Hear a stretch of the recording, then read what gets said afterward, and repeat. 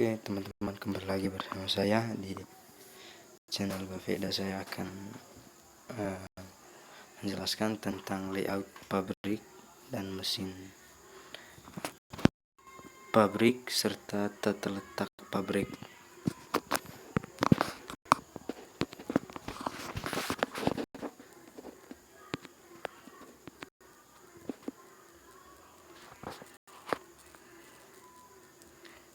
Tata letak pabrik, tujuan dan prinsip yang mendasarinya. Yang pertama, definisi, tujuan utama desain, tujuan perencanaan dan pengaturan, prinsip dasar, langkah-langkah perencanaan, pengembangan alternatif tata letak, perencanaan tata letak mesin, hal-hal dalam merancang pabrik, aspek dasar, bangunan lama, bangunan baru.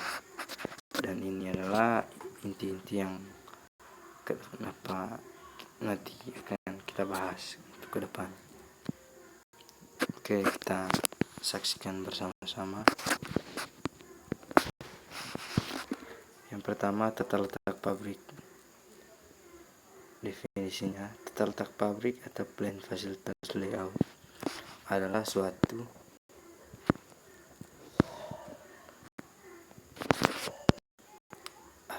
langkah utama dalam dunia industri dan dapat didefinisikan sebagai tata cara pengaturan fasilitas fisik pabrik guna menunjang kelancaran proses produksi. Kemudian tujuan utama desain tata letak pabrik. Yang pertama, meminimalkan biaya untuk konstruksi dan instalasi, baik untuk bangunan, mesin maupun fasilitas produksi lainnya. Yang kedua, mengurangi biaya pemindahan bahan atau material handling cost. Yang ketiga, biaya produksi, maintenance, safety, dan in-process storage cost.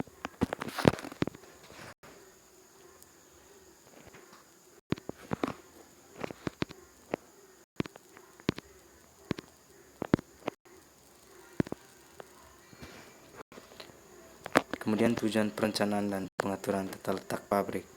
Yang pertama, untuk menaikkan output produksi, mengurangi waktu tunggu atau delay, mengurangi proses pemindahan bahan material handling, penghematan penggunaan areal untuk produksi, gudang dan pelayanan, kemudian pendayagunaan yang lebih besar dari pemakaian mesin, tenaga kerja atau fasilitas produksi lainnya. Kemudian untuk mengurangi inventory in proses manufacturing yang lebih cepat, mengurangi risiko. Ketiga, memperbaiki moral dan kepuasan kerja. Kemudian prinsip dasar dalam perencanaan tata letak pabrik. Yang pertama, prinsip integrasi total, merupakan integrasi secara total dari seluruh elemen produksi. Yang kedua, prinsip jarak perpindahan bahan, merupakan pemindahan dari satu operasi ke yang lain dengan menghemat waktu dan mengurangi jarak perpindahan tersebut. Yang ketiga, prinsip aliran proses kerja, merupakan kelengkapan dari jarak perindahan bahan untuk menghindari gerakan balik, memotong, dan macet. Yang kedua, prinsip pemanfaatan ruangan, merupakan pengaturan ruangan yang dipakai manusia, bahan baku, mesin, dan peralatan. Yang ketiga, prinsip kepuasan dan ketiga, merupakan kepuasan untuk semua para pekerja dan menjaga faktor keselamatan. Yang keempat, prinsip fleksibilitas, merupakan suatu prinsip yang mengikuti perkembangan zaman dan mengimbanginya.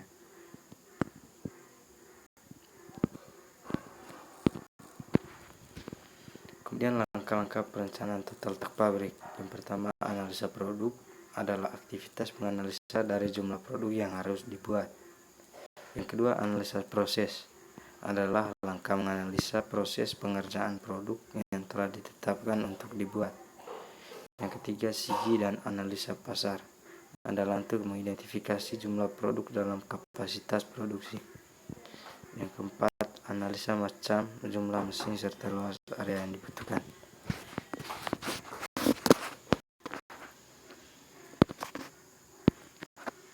Oke, kita lanjut. Skema langkah-langkah perencanaan tata letak pabrik. Ya, kita lihat mulai dari analisis ekonomi,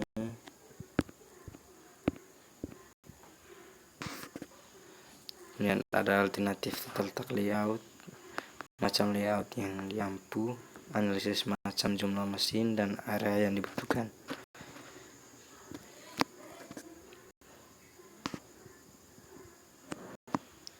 Dan inilah bentuk dari skema langkah-langkah perencanaan tata letak pabrik.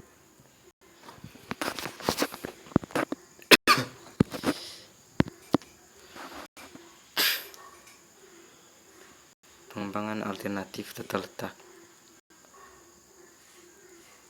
Ada analisis ekonomis, pola aliran material, pertimbangan area atau luas pabrik, dan analisis material handling.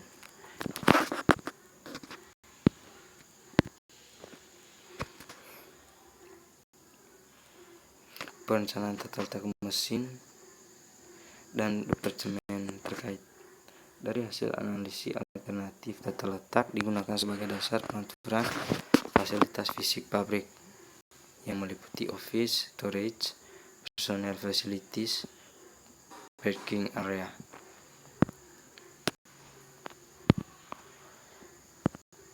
Hal-hal yang diperhatikan dalam merancang bangunan pabrik. Yang pertama, fungsi utama pabrik: memberi perlindungan bagi manusia, mesin, produk, material, dan lainnya. Yang kedua, masalah penting dalam pendirian pabrik. Pertama, karena pemindahan bahan, penerangan, gudang, sirkulasi udara, bentuk desain produk, peralatan yang digunakan. Aspek dasar pertimbangan membangun pabrik. Yang pertama, desain bangunan dan konstruksinya. Ada 3 macam bangunan yang sering digunakan: single story, multi-story, dan monitor. Yang kedua, jarak bentangan dan kolom berguna untuk overhead, material handling, equipment. Yang ketiga, lantai atau floor. Lantai atau fondasi harus kuat dan rata. Yang kedua, dinding dan jendela. Faktor untuk mengurangi penggunaan jendela: pekerjaan terganggu oleh debu, pengaruh temperatur, iklim, faktor kebisingan dari luar, penerangan buatan. Yang ke atap dan langit-langit. Tinggi langit-langit sekitar 3-5 meter tanpa pemanas, pendingin, dan 6 meter untuk ventilasi. Yang ke bangunan bertingkat 1 atau banyak karena keterbatasan transportasi, mahalnya harga tanah, dan keterbatasan area. Pertimbangan dalam perencanaan pabrik baru sudah ada: perubahan desain model, perubahan lokasi pemasaran, peningkatan volume produksi, area kerja yang tidak memenuhi persyaratan, adanya kemacetan dalam aktivitas pabrik.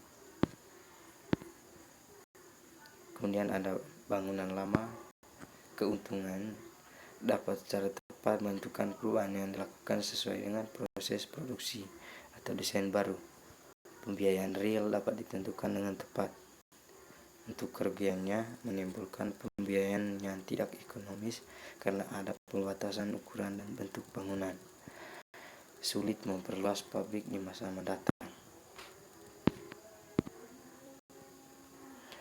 Bangunan baru, keuntungannya tata letak bisa disesuaikan dengan proses produksi. Pembiayaan ekonomis karena punya lifetime yang panjang, mudah mengadakan ekspansi di masa mendatang. Untuk kerugiannya, banyak digunakan cara berdasarkan estimasi, yang mana hal ini memberikan biaya yang tidak ekonomis. Sekian saja presentasi saya. Sebelumnya saya berterima kasih kepada dosen pengampu mata kuliah perencanaan dan pengendalian produksi karena telah memberikan kesempatan untuk kami mempresentasikan materi. Oke, semoga dapat membawa manfaat bagi kita. Sekian dan terima kasih. Wassalam.